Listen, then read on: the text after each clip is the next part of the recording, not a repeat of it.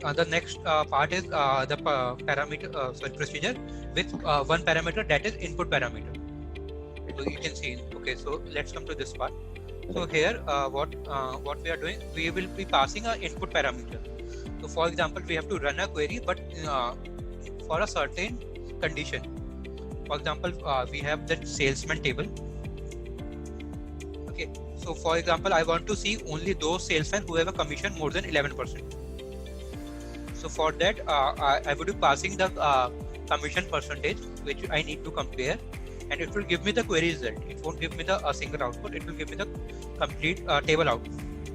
So for those, what we do is we create the procedure same way, but here we'll give us syntax of in. That means it would be an input parameter. We'll give the parameter a name and a type. So it's a in type. We'll define that. Then we'll just run our query, and in the where clause for column, I'm just comparing it with the com. So basically it's a variable which I defined by creating the stored procedure. So it will compare with the that parameter, and it will give us the result. So let's create this. So when I click on this, so our stored procedure has been created. We can check. Yeah, so we have our salesman com1, and if I call this, so for calling, because I have defined a parameter while creating this procedure, so I have to call this, so I have to give a value in this. So it's a numeric, so I don't need to put a colons in that. I just call it. So I have to check all the salesmen who have the commission more than 10%. So if I do that, so these are the salesmen. So if I want to alter my query procedure, for example, so what we can do is we can just go to this stored procedure, we can right click it, and we can say alter stored procedure. So here it will just open your stored procedure. All you need to do is, for example, I need to add commission in my output. So I will do this, and I will do apply. So what is doing it? It's dropping the existing one, and it's redefining, creating the new one. If I do apply, finish. So my stored procedure has changed. So if I run this call command again, so now you can see we have commission column as well. So if I change my values to, let's say, 13, and if I run it again,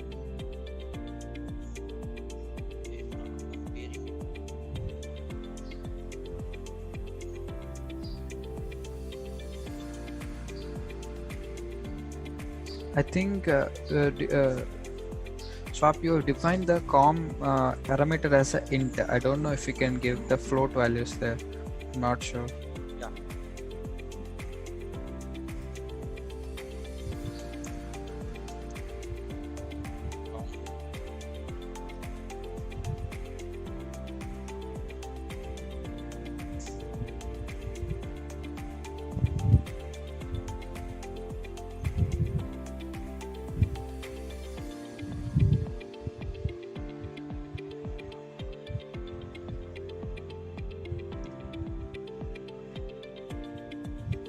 Yeah. Thanks, Jagdish. Yeah, so basically you change your parameter value, and it will give you the output based on the query which we have defined in this procedure.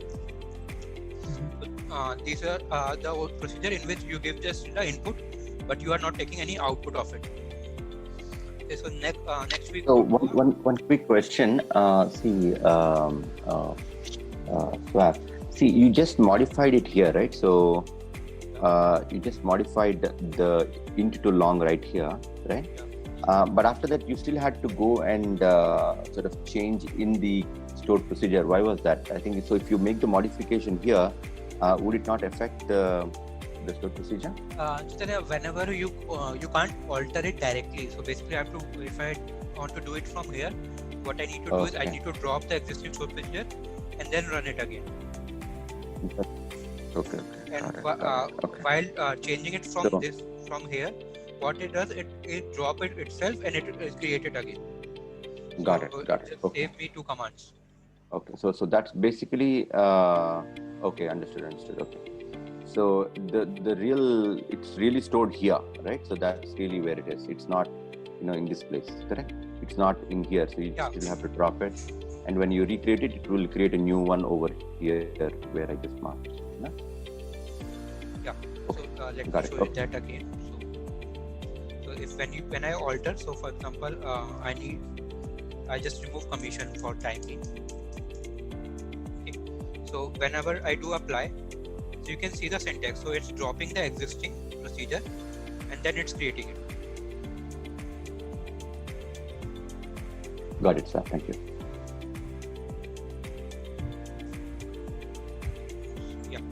So these were the procedures in which you just give the input. So we have another kind of procedure in which you don't need to give an input, but you expect the output from it.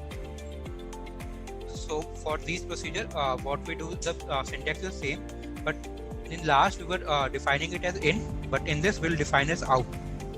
So this is our output parameter.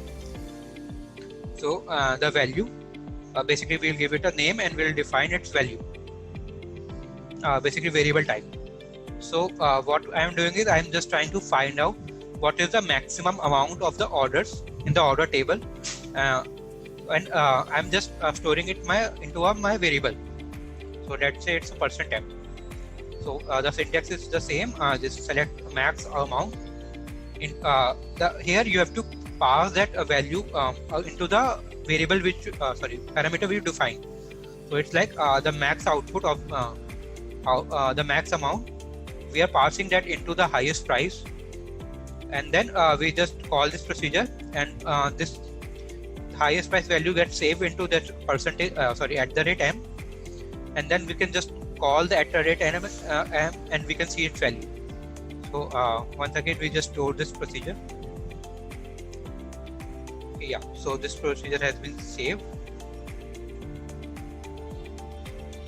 So now we have, and so if I call this procedure, so we have the call of max order %m has been done. So now if I want to see the value in that, then we have to do select,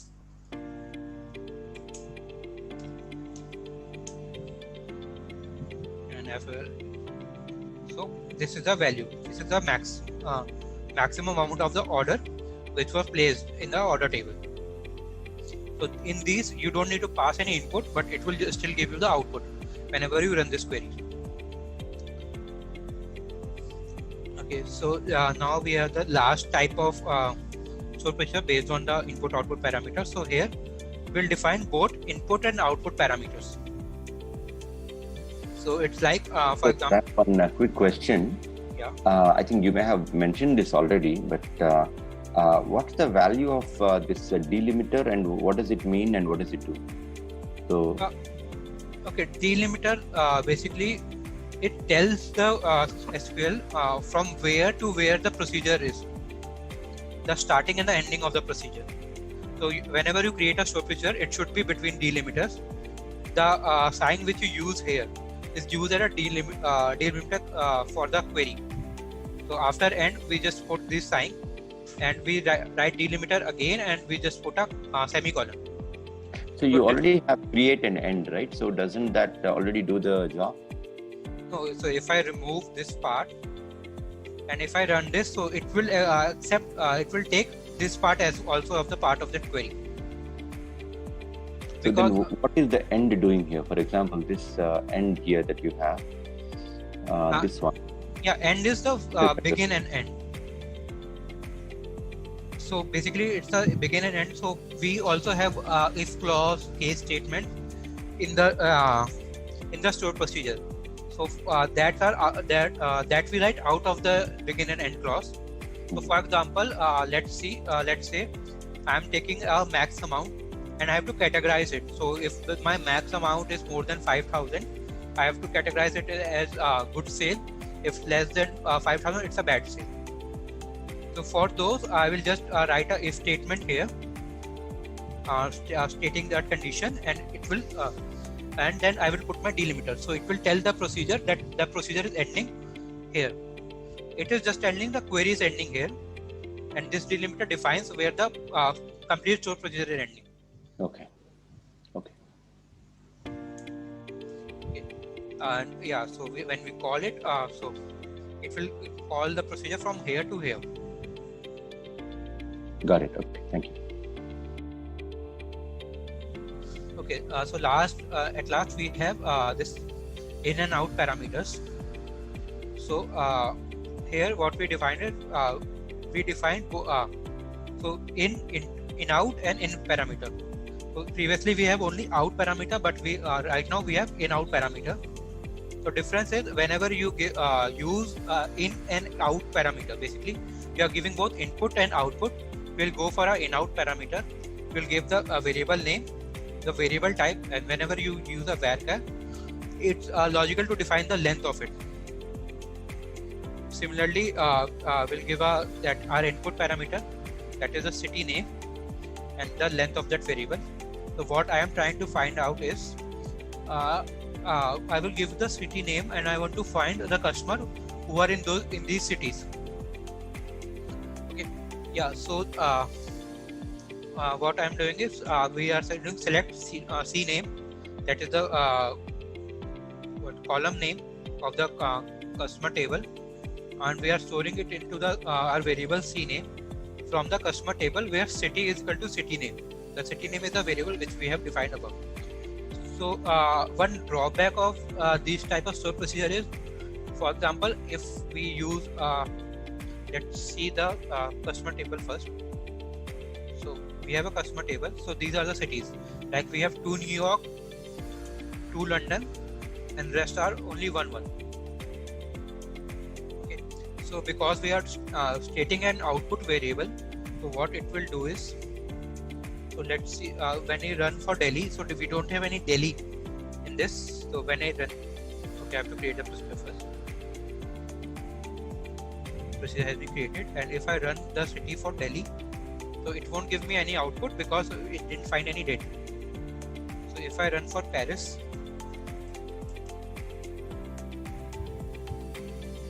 the query has run, and in name we have Fabian Johnson. So for Paris we have Fabian Johnson. But if I run this for New York,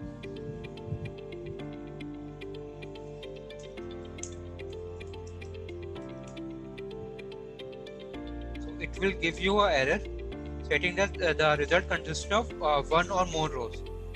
So because we have defined only one variable, so it can store one value at a time. So whenever you query have a multiple output, it will give you the error. So for these type of procedure works only for the single output.